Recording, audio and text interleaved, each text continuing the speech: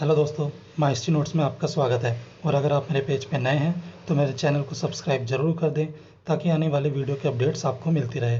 तो दोस्तों, आज का जो हमारा दूसरा टॉपिक है वो अभी अबुल फजल के बारे में है, क्योंकि मैंने आपको बताया था कि मैं अबुल फजल के बारे में 3 टॉपिक बनाऊंगा, यानी कि इसको 3 भागों में डिवाइड करूंगा। तो पहले भाग में मैंने इसके जीवन परिचय के बारे में बताया, और ये जो दूसरा भाग है मैं इसमें इसकी रचना यानी कि अकबरनामा और आईने अकबरी के बारे में बताऊंगा। और दोस्तों, अगर एग्ज़ाम में क्वेश्चन आए इतिहास लेखन यानी हिस्टोरियोग्राफी से संबंधित, तो इस टॉपिक को आप पूरा इस इतिहास लेखन में लिख सकते हैं, क्योंकि ये टॉपिक इतिहास लेखन से ही संबंधित है। ठीक है दोस्तों, तो चलिए शुरू करते हैं। तो दोस्तों, आज जो हमारा टॉपिक है वो है अकबरनामा। और इसे किसने लिखा था? इसे लिखा था अबुल फजल ने। और इन्होंने 2 किताबें लिखी थी। वैसे तो एक ही लिखा था, लेकिन बाद में इसको अलग यानी कि आईने अकबरी में विभाजित कर दिया गया। और इसीलिए पहला जो नाम आता है वो आता है अकबरनामा, और दूसरा आईने अकबरी। इसको लिखने की शुरुआत अबुल फजल ने कब की थी? वो की थी 1592 में। और ये कंप्लीट कब हुई थी? ये हुई थी 1602 में। तो इसको अकबरनामा को पूरी तरीके से लिखने में टोटल 8 साल का समय लगा। और अकबरनामा जो है वो 3 भागों में विभाजित की गई है, जिसमें से जो तीसरा भाग है वो है आइन, और जो प्रथम 2 भाग हैं वो अकबरनामा के नाम से जाने जाते हैं। और ये जो तीसरा भाग है आइन, इसका पूरा नाम जो मैंने ऊपर लिखा है आईने अकबरी वो है। और वैसे तो दोस्तों कहा जाता है कि जो अबुल फजल था वो इसको 5 भागों में लिखना चाहता था, लेकिन वो ऐसा नहीं कर सका। कौन? अबुल फजल। और दोस्तों, अकबरनामा लिखने के लिए अबुल फजल को अकबर ने निर्देश दिया था, इसीलिए अबुल फजल ने अकबरनामा लिखना प्रारंभ कर दिया था। और दोस्तों, अबुल फजल के अकबरनामा की सबसे बड़ी विशेषता ये है कि उसने अपने रचना में अकबर को एक आदर्श मानव और एक श्रेष्ठतम आत्मा के रूप में दर्शाया है। किसको? अकबर को। किसने? अबुल फजल ने। और दोस्तों, केवल इतना ही नहीं, उसने अपनी अकबरनामा में आदम से लेकर और अकबर के शासनकाल तक, कब तक? 46वें शासनकाल तक का पूरा इतिहास इसमें लिखा है। किसमें? अकबरनामा में। तो दोस्तों, इतिहासकार हरबंस मुखिया वो कहते हैं कि जो अकबरनामा है उसमें जो घटनाएं हैं वो राज्यकाल की जो घटनाएं थी अकबर की, उस पर आधारित है। और इनकी जो सबसे बड़ी विशेषता है अबुल फजल की अकबरनामा को लिखने की, वो ये है कि इन्होंने घटनाओं को क्रमिक विकास में लिखा है। ये किसका कहना है? ये है अबुल फजल का। लेकिन हरबंस मुखिया ये भी कहते हैं कि अबुल फजल ने जो राज्यकाल के आधार पे जो इतिहास लिखा है वो तो ठीक है, लेकिन इन्होंने जो बाद में यानी कि जो इन्होंने जब अकबर के शासनकाल के बारे में लिखा है तो उन्होंने इसको क्रमिक विकास के हिसाब से नहीं लिखा है। उन्होंने इसके इतिहास को एक वार्षिक इतिहास के रूप में लिखा है। किसने? हरबंस मुखिया का ये कहना है अबुल फजल के बारे में। ठीक है दोस्तों। और दोस्तों, अबुल फजल की रचना की सबसे बड़ी विशेषता ये है कि इन्होंने अपनी रचना यानी कि अकबरनामा को लिखने के लिए दरबारी रिकॉर्ड, राज परिवार के जो लोग होते थे वो, और जो बुजुर्ग लोग होते थे जो अकबर के समय के मतलब काफ़ी पुराने थे और राज्य परिवार के सदस्य थे, उन सबकी यादों को मतलब कि उनसे पूछा कि कैसे कैसे क्या क्या घटनाएं हुई हैं, और उसी आधार पे उन्होंने अकबरनामा को लिखा। किसने? अबुल फजल ने। और इन लोगों में कुछ विशेष लोग भी हैं जो राज दरबार से संबंधित थे, जैसे कि गुलबदन बेगम, जौहर और लखानी। तो इसीलिए अबुल फजल की जो अकबरनामा है वो काफ़ी महत्वपूर्ण मानी जाती है, क्योंकि इन्होंने जो राज परिवार के लोग थे जो अकबर के समय में मौजूद थे उनसे मतलब व्यक्तिगत रूप से वाद विवाद किया, मतलब व्यक्तिगत रूप से जाके मिले और उनसे जो पूर्व की घटनाएं थी उसका विवरण लिया, और उन्होंने उन विवरण को अपनी अकबरनामा में सम्मिलित किया। और दोस्तों, जब अबुल फजल को अकबरनामा लिखने का आदेश दिया गया तो अबुल फजल ने एक शाही फरमान जारी करवाया कि जो भी लोग हैं जो भूतकाल की यानी कि पिछले जितने भी भूतकाल की घटनाएं घटी हैं उन सबको लिखकर उनको भेजे। किसको? अबुल फजल को। लेकिन ये जो प्रक्रिया थी वह असफल हो गई। मतलब किसी ने भी जो पुरानी घटनाएं थी उसको लिख करके मतलब अबुल फजल को नहीं भेजा। इसीलिए एक दूसरा फरमान जारी किया गया कि अब दरबार में जो लोग मतलब पुराने लोग थे, बुजुर्ग लोग थे, अब वो दरबार में उपस्थित होकर प्राचीन घटनाओं का विवरण देंगे, जिससे कि अबुल फजल जान सके कि क्या क्या हुआ था और वह अकबरनामा को लिख सके। ये किसने करवाया था? ये अबुल फजल ने अकबर द्वारा एक आदेश जारी करवाया था। तब जाकर लोग व्यक्तिगत रूप से दरबार में उपस्थित होने लगे और अपनी प्राचीन जो उनकी स्मृति थी, जो अपनी यादें थी, उसके आधार पर वो अकबरनामा को अबुल फजल को बताने लगे कि क्या क्या घटनाएं उस समय घटी थी।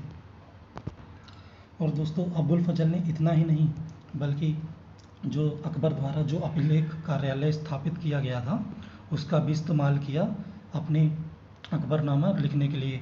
और इसका इस्तेमाल इसलिए किया गया था ताकि अबुल फजल घटनाओं को बिल्कुल तिथि क्रम के अनुसार, यानी कि जैसे जैसे जो जो घटना घटी है उसके हिसाब से वह अकबरनामा को लिख सके और घटनाओं को उसमें सम्मिलित कर सके। इसके लिए उसने अकबर द्वारा जो प्रांतों को आदेश दिए जाते थे, जो आज्ञाएं दी जाती थी, उसका भी इस्तेमाल किया। उसकी जो नकल अभिलेख कार्यालय में रखी रहती थी उसका इस्तेमाल किया। और साथ ही साथ अकबर के राज दरबार में जो मंत्री थे, जो उच्च अधिकारी थे, वो कुछ रिपोर्ट यानी कि समस्याओं को लेकर अकबर के सामने जाते थे, तो उन रिपोर्टों को पढ़कर भी अबुल फजल ने अकबरनामा में कुछ विवरण दिए हैं। और साथ ही साथ उन रिपोर्टों के अंदर विदेशी घटनाओं की भी जानकारी मिलती थी। तो इसकी सहायता से अबुल फजल ने अकबरनामा में कुछ विदेशी घटनाओं को भी शामिल किया है। और दोस्तों केवल इतना ही नहीं, अबुल फजल जिन घटनाओं का वर्णन करते हैं उन घटनाओं से संबंधित वह उन व्यक्तियों के, उनके पूर्वजों के और उनके उत्तराधिकारियों की भी जानकारी उन अपने अकबरनामा में देते हैं। और जानकारी नहीं, उन लोगों की पृष्ठभूमि के बारे में भी वह अपनी अकबरनामा में लिखते हैं। कौन? अबुल फजल। और दोस्तों आपको पता ही होगा कि अबुल फजल मध्यकालीन भारत के कितने बड़े इतिहासकार रहे हैं। और वो इसलिए क्योंकि उन्होंने पुरालेख सामग्री, यानी कि जैसा कि मैंने बताया, जो अभिलेखागार में जितने भी पुराने रिकॉर्ड्स थे उनका सबसे ज़्यादा इस्तेमाल किया गया है अन्य इतिहासकारों की तुलना में। इसीलिए अबुल फजल को एक महान इतिहासकार मध्यकालीन भारत का कहा जाता है। और दोस्तों जब उन्होंने 1597-98 में अपनी अकबरनामा कंप्लीट कर ली थी, तब उन्होंने 1598 में इसको किसके सामने? अकबर के सामने प्रस्तुत किया। किसने? अबुल फजल ने। और दोस्तों जैसा कि मैंने आपको बताया था कि अकबरनामा को 3 भागों में लिखा गया है। तो इसके जो प्रथम 2 भाग हैं उसमें हमें अकबर के शासनकाल के बारे में और उसके पिता हुमायूं और उसके दादा बाबर के बारे में जानकारी मिलती है। किसमें? शुरुआत के जो 2 भाग हैं और उनके काल की जो जो घटनाएं घटी हैं इन सब की जानकारी किसमें मिलती है? जो प्रथम 2 भाग है अकबरनामा के उसमें मिलती है। और दोस्तों जो तीसरा भाग है आईने अकबरी, उसमें हमें सरकारी नियमों की जानकारी मिलती है कि सरकार मतलब अकबर ने अपने शासनकाल में कौन कौन से नियम लागू कर रखे थे। और दोस्तों एक सबसे बड़ी बात ये थी कि जो आईने अकबरी है, वैसे तो ये तीसरा भाग है लेकिन इसको एक स्वतंत्र बुक किताब का जो है दर्जा मिला हुआ है। क्यों? क्योंकि कहते हैं कि ये उस समय पूरी नहीं हो पाई थी और इसको किसी और ने पूरा किया था, इसीलिए इसको एक स्वतंत्र दर्जा मिला हुआ है। आइए अब हम इसके बारे में संक्षेप में जानते हैं। किसके बारे में? अकबरनामा के बारे में।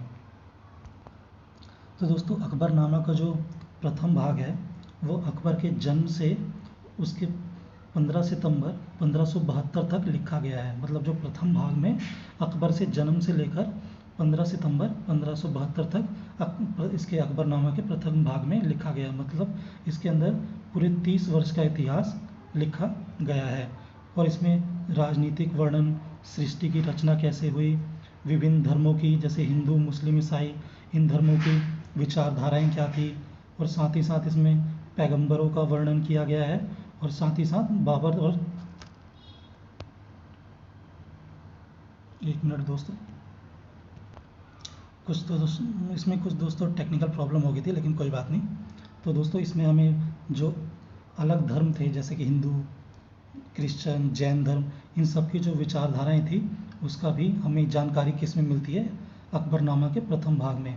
और इसमें पैगंबरों के वर्णन भी किए गए हैं, और साथ ही साथ बाबर और हुमायूं, जैसा कि मैंने आपको बताया था, इनके शासनकाल की घटनाओं की जो जानकारी है वह भी हमें इसमें मिलती है। किसमें? अकबरनामा के पहले भाग में। और दोस्तों जो दूसरा भाग है अकबरनामा का, उसमें हमें अकबर जब सिंहासन पे बैठा, जब वो गद्दी पर बैठा, जब वो राजा बना, उसके दूसरे भाग में तब से उसकी मतलब जानकारी, मतलब तब से वो लिखा जाना चालू हुआ, और कब तक लिखा गया? अकबर के 46वें शासनकाल तक। कौन सा? उसका दूसरा भाग। और दोस्तों इसका जो तीसरा भाग है, जैसा कि मैंने आपको बताया, वो कौन सा है? वो है आईने अकबरी। और मैंने आपको बताया था कि इसको एक स्वतंत्र किताब का दर्जा मिला हुआ है। तो दोस्तों इसमें हमें किसकी जानकारी मिलती है? इसमें अब्बुल फजल ने 12 सूबों का वर्णन किया है। और वैसे तो इसमें 12 सूबे लिखे हुए हैं, लेकिन वास्तव में उसने 15 सूबों का वर्णन किया हुआ है। और इनमें जो सबसे प्रमुख जो सूबे थे वो कौन कौन से थे? वो थे बरार, खानदेश, अहमदनगर। और ये इसलिए लिखे गए हैं क्योंकि सबसे ज़्यादा जो वर्णन दिए गए हैं वह इन्हीं 3 सूबों के बारे में दिए गए हैं।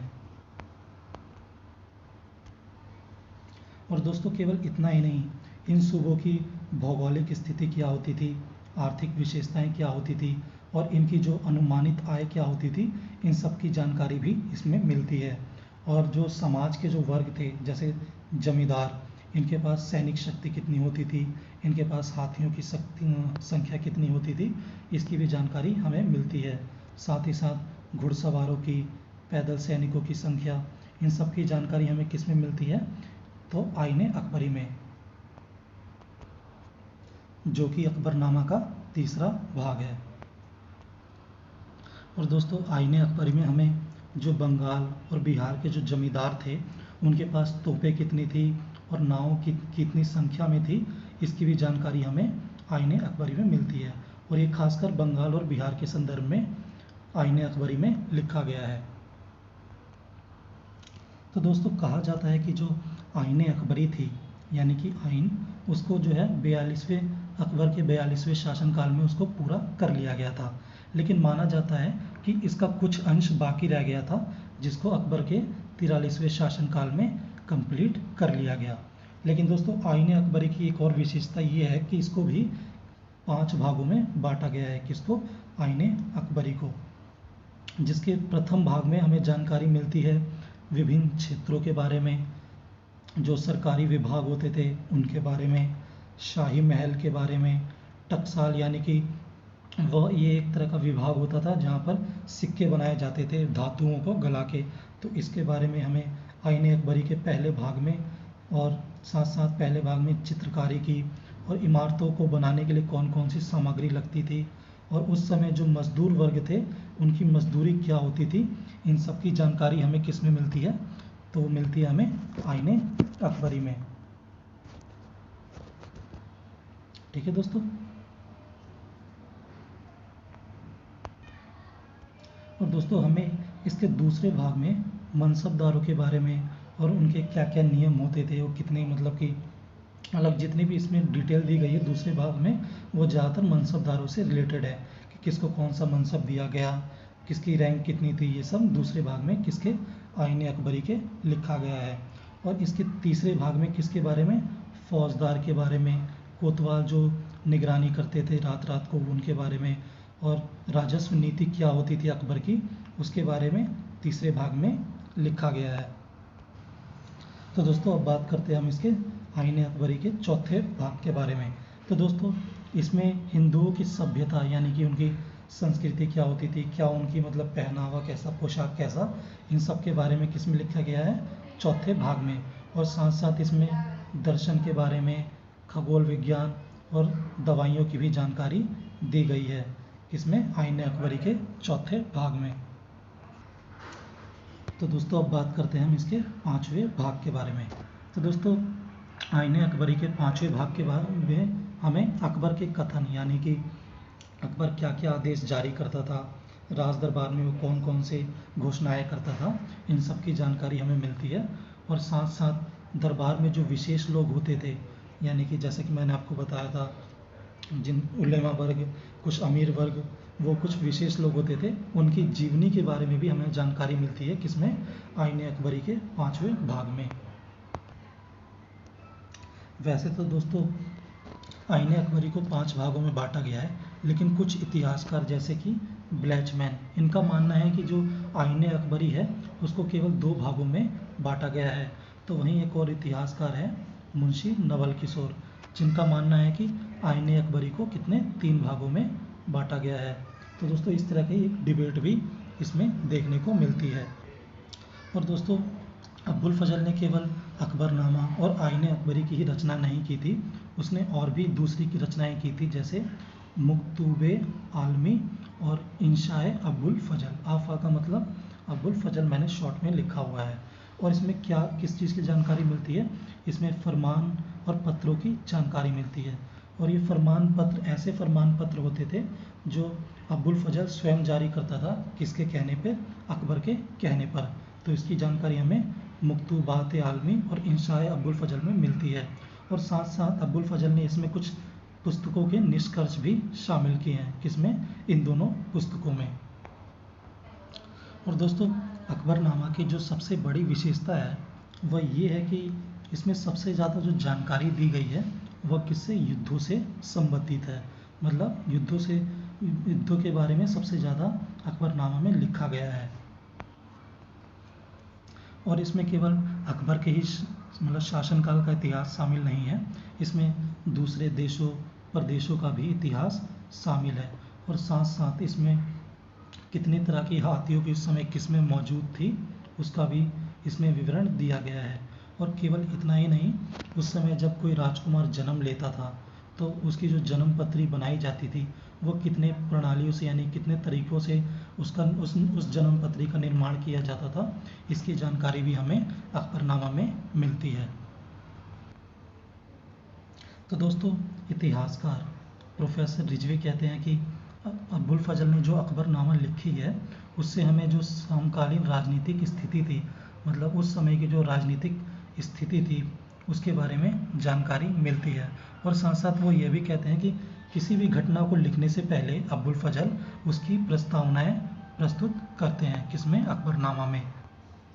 और जब हम इन प्रस्तावना का मतलब विश्लेषण करते हैं तो हमें किसकी जानकारी मिलती है? तो हमें अब्बुल फजल के उस समय राजनीतिक विचार की और धार्मिक विचारों की जानकारी मिलती है।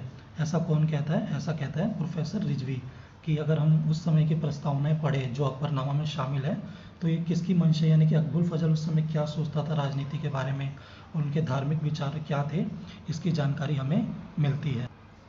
और साथ साथ ये भी पता चलता है कि अब्बुल फजल उस समय अकबर के शासनकाल का एक तरीके से प्रचार कर रहा था, यानी कि उनका जो नज़रिया है इतिहास लिखने का अब्बुल फजल का अकबर के बारे में, वो कहीं ना कहीं एक तरीके से दिखाता है। जैसे कि मैंने शुरू में बताया था कि अब्बुल फजल ने अकबर को एक आदर्श मानव यानी कि एक प्रचार के रूप में प्रचार किया, कि उनको एक अच्छा व्यक्ति दर्शाया। तो वही एक नज़रिया किसने? प्रोफेसर रिजवी ने देखा है। किसके बारे में? अब्बुल फजल के बारे में। तो दोस्तों वहीं एक और इतिहासकार हैं नौमान अहमद सिद्दीकी। वो कहते हैं कि अब्बुल फजल पहला ऐसा व्यक्ति था जिसने अकबरनामा लिखने के लिए मूल स्रोतों का इस्तेमाल किया, उन्हें अच्छे से जांचा परखा और उनकी महत्वता को समझा। और दोस्तों केवल इतना ही नहीं, किसी भी घटना की जानकारी के लिए अब्बुल फजल किसी एक स्रोत पर निर्भर नहीं रहा। उसने एक ही घटना की जानकारी लिखने के लिए अकबरनामा में विभिन्न स्रोतों का जो है इकट्ठा किया और उनसे जानकारी प्राप्त की और उसको पहले विश्लेषण किया, उसको सत्य की कसौटी पर परखा कि वो सही है कि नहीं, मतलब वो जो स्रोत जो वो लिख रहा है जिसके बारे में वो जान रहा है वो सही है कि नहीं, तब जाके उसने उसको अकबरनामा में लिखा। और अपनी अकबरनामा को लिखने के लिए जैसा कि मैंने आपको बताया था, उसने फरमान का, सूचनाओं का और लोगों के स्मरण पत्र का भी इस्तेमाल किया। ऐसा कौन कह रहा है? ऐसा कह रहे हैं नौमान अहमद सिद्दीकी, जो कि एक इतिहासकार है। और साथ साथ ये भी कहते हैं कि अब्बुल फजल ने केवल उन्हीं लोगों का विवरण लिया, यानी कि मौखिक रूप से भी उन्होंने, जैसा कि मैंने आपको शुरुआत में बताया था कि कुछ लोगों ने दरबार में उपस्थित होकर, जो बूढ़े बुजुर्ग लोग थे, जो कुछ राज परिवार के लोग थे, तो अब्बुल फजल ने उनका भी विवरण लिया था। तो उनमें केवल वही लोग शामिल थे जो काफ़ी ईमानदार होते थे, जो अपनी ईमानदारी के लिए विख्यात होते थे। तो अब्बुल फजल ऐसे ही लोगों का विवरण लिया करता था, जो अपनी एक प्रतिष्ठा ईमानदारी के नज़रिए से बना चुके होते थे। ऐसा कौन कहता है? ऐसा कहते हैं नोमान अहमद सिद्दीकी। तो दोस्तों इसी के साथ हमारा ये टॉपिक भी समाप्त हुआ, और कमेंट और लाइक करके ज़रूर बताएं कि आपको टॉपिक कैसा लगा। और इसके जो रिटर्न में पढ़ने के लिए भी मैं इसके आगे वीडियो में मैं आपको मतलब कि पेजेस बना के दे दूंगा, जिससे कि आपने अभी तो समझ लिया और साथ साथ इसको पढ़ लेंगे तो और अच्छे से समझ आ जाएगा। तो चलिए मिलते हैं नेक्स्ट टॉपिक में, और इसे देखने के लिए आपका शुक्रिया।